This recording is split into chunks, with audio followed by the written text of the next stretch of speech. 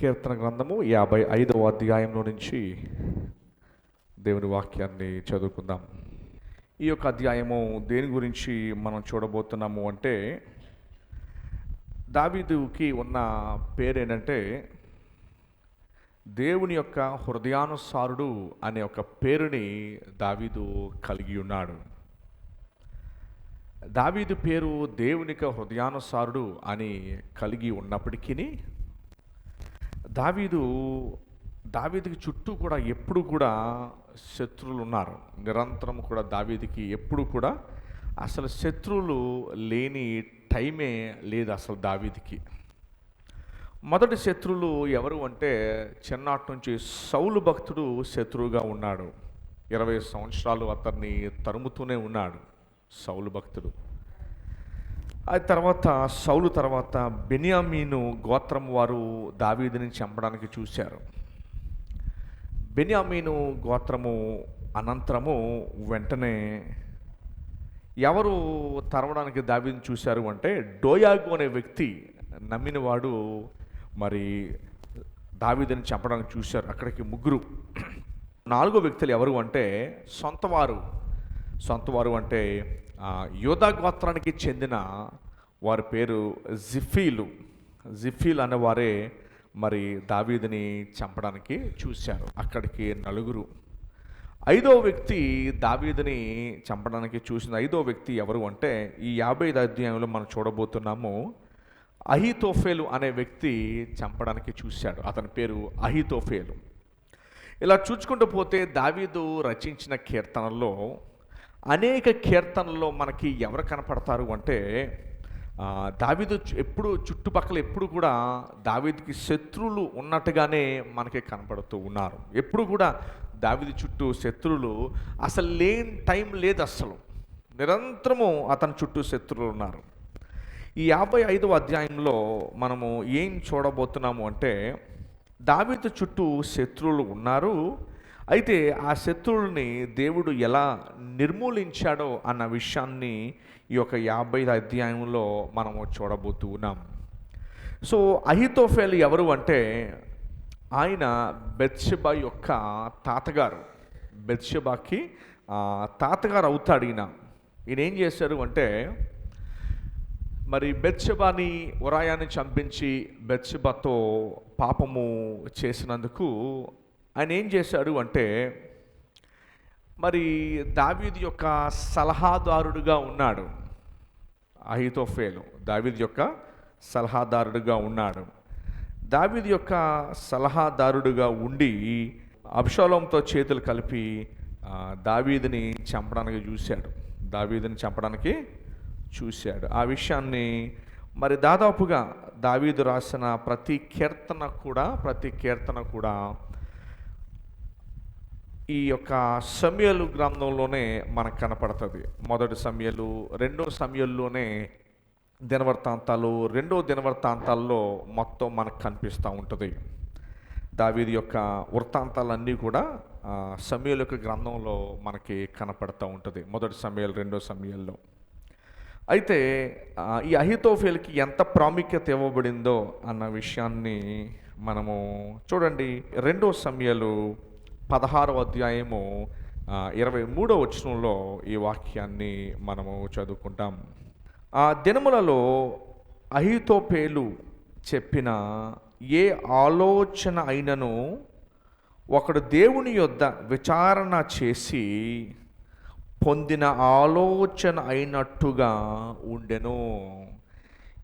దావీదును అబ్షాలోమును దానిని అట్లే యోచించుచుండిరి. అంటే ఈ యొక్క అహీతోఫేలు ఎవరు అంటే, హిత్తీయుడు, యూదుడు కాడు. సో హిత్తీయులకి దేవుని యొక్క రాజ్యం గురించి కానీ, దేవుని యొక్క సన్నిధి గురించి కానీ, ఇశ్రాయేలు దేశం గురించి కానీ వారికి అంత ప్రాముఖ్యత ఏమీ ఉండదు. వాళ్ళంత ప్రాముఖ్యత ఏమి ఇవ్వరు. ఏమండి? సో అహీతోఫేలు ఇక్కడ ఏం చేశాడు అంటే, ఎంత స్థానాన్ని అతను పొందుకున్నాడు అంటే, దేవుని యొక్క స్థానాన్ని అతను పొందుకొని ఉన్నాడు. దేవుని స్థానం అంటే దేవుడు మాట్లాడితే ఎంత సీరియస్గా అయితే తీసుకుంటారో అహీతోఫేలు మాట్లాడితే అంతే సీరియస్గా ఆనాడు వారు తీసుకున్నారు. అందుకని 23 వచనంలో ఏముందంటే, ఆ దినములలో అహీతోఫేలు చెప్పిన ఏ ఆలోచన అయినను ఎలా తీసుకున్నారంటే, ఒకడు దేవుని యొద్ద విచారణ చేసి పొందిన ఆలోచన అయినట్టుగా ఉండెను. దావీదును అబ్షాలోమును దాన్ని అట్లే యోచించుచుండిరి అని రాయబడి ఉంది. సో ఎంత సీరియస్గా తీసుకున్నారు అహీతోఫేల్ని అంటే, దేవుణ్ణి ఎంత సీరియస్గా తీసుకుంటారో మరి నాతాను మాటలు, అబ్షాలోము మాటలు ఎంత సీరియస్గా అయితే తీసుకుంటారో అంతే సీరియస్గా మరి తీసుకున్నట్టుగా మనము చూస్తూ ఉన్నాము. అంచేత ఈ యొక్క వాక్య భాగంలో మనం ఏం చూస్తామంటే, అహీతోఫేలుకి గొప్ప స్థానం ఇస్తే అహీతోఫేలు ఏం చేశారు అంటే దావీదు మీద తిరుగుబాటు చేశాడు. అయితే దావీదు మీద అహీతోఫేలు తిరుగుబాటు చేయగానే మరి ఏమని తిరుగుబాటు చేశాడు? అబ్షాలోముతో చేతులు కలిపాడు. కుమారుడైన అబ్షాలోముతో చేతులు కలిపి దావీదుని చంపడానికి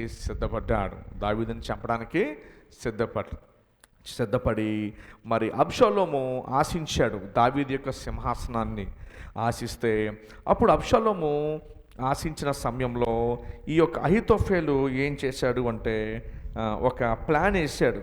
ఏం ప్లాన్ వేశాడు అంటే, ఎలాగైనా సరే దావీదు సింహాసనాన్ని పారద్రోయాలి అని చెప్పి ఒక ప్లాన్ వేశాడు. చూడండి, 2 సమూయేలు 17వ అధ్యాయము మొదటి 2 వచనాల్లో ఇది మనకు కనిపిస్తుంది. మొదటి వచనంలో ఏముందో చూడండి. దావీదు అలసట నుండి బలహీనముగా నున్నాడు గనుక, ఎవరు మాట్లాడుతున్నారండి? ఇది అహీతోఫేలు మాట్లాడుతున్నాడు. ఎవరి గురించి మాట్లాడుతున్నాడంటే అహీతోఫేలు దావీదు గురించి అబ్షాలోముతో మాట్లాడుతూ, దావీదు అలసట నుండి బలహీనముగా ఉన్నాడు గనుక నేను అతని మీద పడి అతని బెదిరించిన ఎడల అతని యొద్దనున్న జనులందరూ పారిపోదురు. జనులందరూ ఏమైపోతారు? పారిపోదురు. అప్పుడు నువ్వు వెళ్ళి నువ్వు సింహాసనాన్ని తీసుకుందా కానీ రాజును మాత్రము హతము చేసి జనులందరినీ నీ తట్టు తిప్పెదను అని చెప్పి అహీతోఫేలు అబ్షాలోముకి మాటలు చెప్తున్నాడు. నీవు వెదకు మనిషిని నేను పట్టుకొనగా జనులందరూ వచ్చి నీతో సమాధాన పడుదురు గనుక నీ చిత్తమైతే నేను 12,000 మందిని కొనిపోయి ఈ రాత్రి దావీదును తరిమి కొట్టుదనని అహీతోఫేలు అబ్షాలోముతో చెప్పాడు. ఈ బోధ అబ్షాలోమునకును ఇశ్రాయేలు వారి పెద్దలందరికీ యుక్తముగా కనబడెను. ఓకే, ఈ ప్లాన్ బాగుంది అనుకున్నారు. ఈ ప్లాను చాలా బాగుంది. ఎందుకు ఈ ప్లాను చాలా బాగుంది అంటే, ఇలా గనక దావీదుని చంపివేస్తే వెంటనే మరి రాజ్యాన్ని నేను తీసుకోవచ్చు కదా అని చెప్పి అహీతోఫేలు అబ్షాలోముని ప్రేమించిన వాడు కాడు, దావీదుని ప్రేమించిన వాడు కాడు, అలానే ఇశ్రాయేలు దేశాన్ని కూడా ప్రేమించిన వాడు కాడు. ఎవరిని ప్రేమించిన వాడు కాడు. దేవుని బిడ్డలకు శత్రుగానే ఉన్నాడు. కానీ మరి దేవుడు అంత గొప్ప స్థానాన్ని ఇచ్చినందుకు అతను ఎలా ఉండాలి అంటే, మరి దేవునికి రాజ్యానికి నమ్మకంగా ఉండాల్సిన వ్యక్తి ఏమయ్యాడు అంటే, చూడండి 17వ అధ్యాయంలో దేవుడు తన స్టోరీని ఏ రీతిగా రాశాడు. వెంటనే దావీదు 53వ కీర్తన 9వ వచనంలో మొదటి వచనంలో కూడా ప్రార్థన చేశాడు. ఏమని ప్రార్థన చేశాడు అంటే, దేవా చెవియొగ్గి నా ప్రార్థన ఆలకింపుము, నా విన్నపమునకు విముఖుడవై ఉండుము, నా ప్రార్థన ఆలకించు అని ప్రార్థన చేశాడు.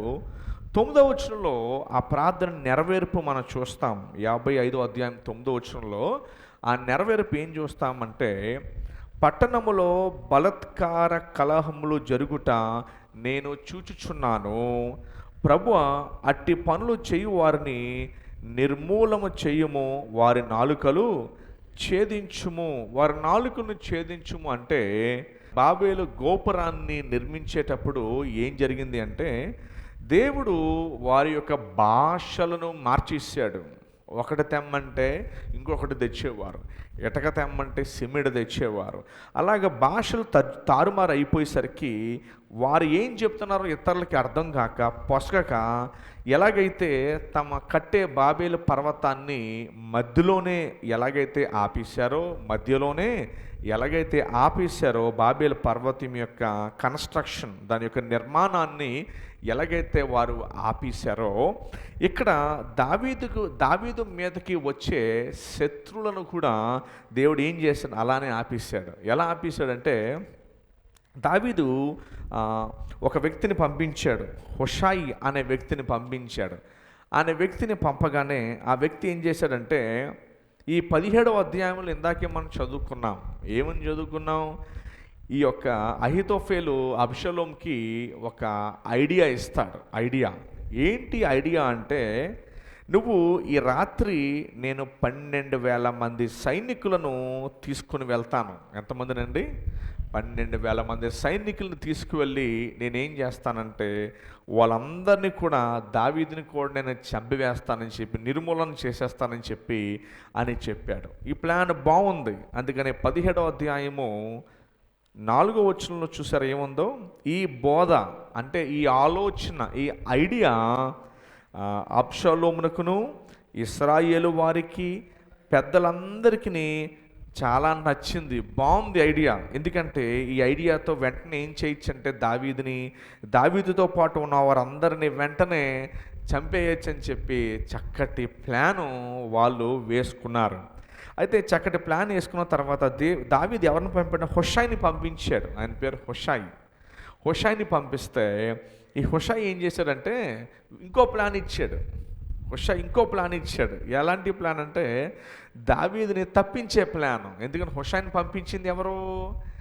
దావీదే పంపించాడు గనక హుషాయికి వేరే ప్లాను దావీదు ఇచ్చి పంపించాడు. ఈ వేరే ప్లాను చెప్పేసరికి వీళ్ళందరూ ఏమన్నారంటే, ఓకే హుషాయి ప్లానే బాగుంది. ఎవరి ప్లాన్ కన్నా? అహీతోఫెల్ ప్లాన్ కన్నా ఎవరి ప్లాన్ బాగుంది? హుషాయి ప్లానే బాగుందని చెప్పి, ఇంతకీ హుషాయిని పంపించింది ఎవరు? దావీదే పంపించాడు. ఎందుకు పంపించాడు? ఈ 9వ వచనంలో చూడండి ఏముందో. పట్టణములో బలత్కార కలహములు జరుగుట నేను చూచుచున్నాను. ప్రభు అట్టి పనులు చేయువారిని నిర్మూలము చేయము. వారి నాలుకలు ఏం చేయి? దేంతో పోల్చామన్న దీన్ని, నాలుకలతో ఛేదించమనే మాటని దేంతో పోల్చాము అంటే, బాబేలు పర్వతం నిర్మాణంతో పోల్చాం మనం. ఎందుకంటే బాబేలు పర్వతం నిర్మాణంలో దేవుడు ఏం చేశాడు? భాషల్ని తారుమారు చేసేసాడు. ఇక్కడ కూడా వారి యొక్క ఒపీనియన్స్, దావీదు మీదకి యుద్ధానికి వెళ్ళాలి అనే ఒపీనియన్ ఏదైతే ఉందో, అహీతోఫెలు యొక్క ఒపీనియన్ని హుషాయి వెళ్ళి ఇది కరెక్ట్ కాదు ఏమని చెప్పాడంటే, హుషాయి ఈ 17వ అధ్యాయంలో వద్దొద్దు. చూడండి 10వ వచనంలో ఎలాగ ఉంది? 17వ అధ్యాయము 10వ వచనంలో ఏమని రాయబడి ఉందంటే, నీ తండ్రి మహాబలాఢ్యుడనియు అతని పక్షపు వారు ధైర్యవంతులనియు ఇశ్రాయేలులందరూ ఎరుగుదురు గనుక సింహపు గుండె వంటి గుండె గలవారు సైతము దిగులులొందురు. అంటే మనము ఈ చిన్న సైన్యంతో 12,000 మందితో గనక మనం వెళితే, అబ్షలోము హుషాయి మాట్లాడుతున్నాడు. ఎవరు మాట్లాడుతున్నారు? హుషాయి మాట్లాడుతూ, ఇదిగో ఈ 12,000 మందితో గనక మనం వెళితే ఖచ్చితంగా దావీదు మనుషులు మనల్ని అందరినీ ఫినిష్ చేసేస్తారు. 11వ వచనం చూడండి ఏమంటున్నాడు? కాబట్టి నా ఆలోచన ఏమనగా, హుషాయి అంటున్నాడు, కాబట్టి నా ఆలోచన ఏమనగా, దాను నుండి బేర్షేబా వరకు లెక్కకు సముద్రపు ఇసుక రేణువులంత విస్తారముగా ఇశ్రాయేలులందరూ నలుదిశల నుండి నీ యొద్దకు సమకూర్చి నీవు స్వయముగా యుద్ధమును పోవలెను. ఏమన్నాడండి ఆయన? వాస్తవానికి ఏమన్నాడంటే, ఇది దావీదుకి బోల్డ్ అంత సమయాన్ని ఇస్తుంది. ఎక్కడికైనా వెళ్ళిపోవడానికి కానీ, యుద్ధానికి సిద్ధపడటానికి కానీ బోల్డ్ అంత సమయాన్ని ఇస్తుంది. హుషాయి ఏమంటున్నాడంటే, నువ్వు వెయిట్ చెయ్యి, కంగారు పడకు. ఎందుకంటే దావీదు ఎటువంటి వారంటే, ఆయన సింహపు గుండె వంటి వారు. ఏ గుండె వంటి వారు? సింహపు గుండె వంటి వారు. అట్లాంటి వారితో ఈ 12,000 మందితో మన యుద్ధానికి వెళ్తే మనము చనిపోతాం. అందుకనే నువ్వు వెయిట్ చేసి దాని నుండి బేర్షెబ వరకు ఎంతమంది జనం ఉంటారో వాళ్ళంత సైన్యం, సముద్రం వంటి సైన్యము వస్తే అప్పుడు మనం యుద్ధానికి వెళదామను, అప్పుడు దాకా ఏం కంగారు పడకని చెప్పగానే వెంటనే వీళ్ళందరూ ఏమన్నారంటే, నువ్వు చెప్పిన ఆలోచన బాగుంది, ఈ 12,000తో గనక మనం వెళితే, ఈ 12,000 మంది సైన్యంతో మనం దావీదు మీదకి వెళ్తే మనం ఎవరం కూడా బ్రతకం, చనిపోతాం. ఎందుకంటే వాళ్ళందరూ వీరులు. మీ తండ్రి ఎట్లాంటి వీరుడో, ఒక్కడే ఒక 200 మంది 300 మందిని చంపగలిగిన వీరుడు. ఈ 12,000 మందితో దావీదు దగ్గర ఉన్న మనుషులందరూ మామూలు యోధులు కాదు. వాళ్ళు ఏమండి, వాళ్ళందరూ మామూలు యోధులు కాదు. వాళ్ళ మీదకి గనక మనం 12,000 మందికి వెళితే మనం ఎవ్వరం కూడా బ్రతకం అని చెప్పి ఈ హుషయి దావీదుని సమయాన్ని ఇస్తున్నాడు దావీదుకి పారిపోవడానికి. ఆ ఆలోచన వెంటనే అబ్షాలోముకి నచ్చేసి అంటాడు, ఇదిగో మనం ఈ హుషయి చెప్పిన ప్లాన్ బాగుంది. ఎవరి ప్లాన్ కన్నా, అహీతోఫెలు ప్లాన్ కన్నా హుషయి ఇచ్చిన ప్లాన్ బాగుంది అని అనగానే వెంటనే అహీతోఫెలు సిగ్గుపడిపోయాడు. అహీతోలు ఏమైపోయాడు? సిగ్గుపడిపోయాడు. ఇందాక మనం ఏం చదువుకున్నాం? దావీదు కానీ అబ్షాలోము కానీ అహీతోఫెలు యొక్క ప్లాన్ను, అహీతోఫెలు యొక్క మాటల్ని ఎలా తీసుకునేవారంటే చాలా దేవుడి దగ్గర నుంచి వచ్చిన మాటలుగా తీసుకునేవారు వీళ్ళు. కానీ ఇప్పుడు ఏమైంది? హుషయి రాగానే, అహీతోఫెలు నీ యొక్క యుద్ధం గురించి నువ్వు ఇచ్చిన సమాచారం, నీ ప్లాన్ కన్నా హుషయి ఇచ్చిన ప్లాన్ బాగుందని చెప్పి ఆ మాట అనేసరికి చూడండి 23వ వచనం 17వ అధ్యాయము ఏముంటుందంటే 23వ వచనంలో, అహీతోఫెలు తాను చెప్పిన ఆలోచన జరగకపోవుట చూచి, ఎందుకంటే దావీదుని చంపడానికి చూశాడు. హుషయి ప్లాన్ బట్టి వెళ్తే దావీదుని ఏం చేయలేం, ఎందుకంటే దావీదుకి అప్పటికే పక్క దేశాల నుంచి సైన్యం వచ్చేసింది. ఇంకా అసలు దావీదుని చంపడం వీలు పడదు. ఇప్పుడు వెళ్తేనే దావీదుని చంపగలం, తర్వాత వాళ్ళ పడదు. ఆ విషయం అహీతోఫెలుకి బాగా తెలుసు. ఎందుకంటే అహీతోఫెలు దావీదు గురించి మొత్తం తెలుసు. దావీదు యొక్క ప్లాన్స్, దావీదు యొక్క ప్రణాళికలు, దావీదు ఎలా తప్పించుకుంటాడు అన్నీ బాగా తెలుసు. అందుకనే ఇంకా దావీదు చనిపోవడం తన జీవితం వేస్ట్ అని చెప్పి అహీతోఫెలు తాను చెప్పిన ఆలోచన జరగకపోవుట చూచి గాడిదకు గంత కట్టి ఎక్కి తన ఊరునున్న తన ఇంటికి పోయి తన ఇల్లు చెక్కబెట్టుకుని ఉరిపోసుకుని చనిపోయాను. చూసారా, అహీతోఫెలు ఏం చేసుకున్నాడు? ఉరిపోసి చనిపోయాను. జనులు అతని తండ్రి సమాధి యందు అతనిని పాతిపెట్టిరి. ఏం చేశారండి? జనులు ఏం చేశారంట? అతని సమాధిని పాతిపెట్టారంట. ఎందుకు పాతిపెట్టారంటే ఆయన చనిపోయాడు. ఎలా చనిపోయాడు? ఉరి వేసుకుని చనిపోయాడు. ఎలా చనిపోయాడండి? ఎందుకు ఉరి వేసుకుని చనిపోయాడు? తన ప్లాను సక్సెస్ కాలేదు, ఉరి వేసుకుని చనిపోయాడు. సో ఈ 55వ అధ్యాయము ఏదైతే మనం చదవబోతున్నామో, అయితే 55వ అధ్యాయం నుంచి మనం నేర్చుకునే పాఠం ఏంటంటే, దేవుడు తన ప్రజలను ఏ రీతిగా శత్రువుల నుంచి కాపాడుతున్నాడు. ఏంటంటే అది దేవుడు తన ప్రజలను తన శత్రువుల నుంచి ఏ రీతిగా కాపాడుతున్నాడు. వాస్తవానికి మరి 54వ అధ్యాయంలో కూడా అదే మనం చూసుకుంటూ వచ్చాం. 54వ అధ్యాయంలో కూడా అదే మనం చూసుకుంటూ వచ్చాం. ఏం చూసుకుంటూ వచ్చామంటే 54వ అధ్యాయంలో మరి జిఫీలు దావీదుని చంపడానికి 2 సార్లు ట్రాప్ని వారు సెట్ చేశారు. ఆ 2 సార్లు కూడా మరి దేవుడు దావీదుని తప్పించాడు. 2 సార్లు కూడా దేవుడు దావీదుని తప్పించాడు. సో అంచేత దేవుని స్తుతించడానికి కారణం ఏంటంటే, మరి ఆయన శత్రువుల యొద్ద నుంచి ఆయన బిడ్డలను దేవుడు తప్పించువాడు.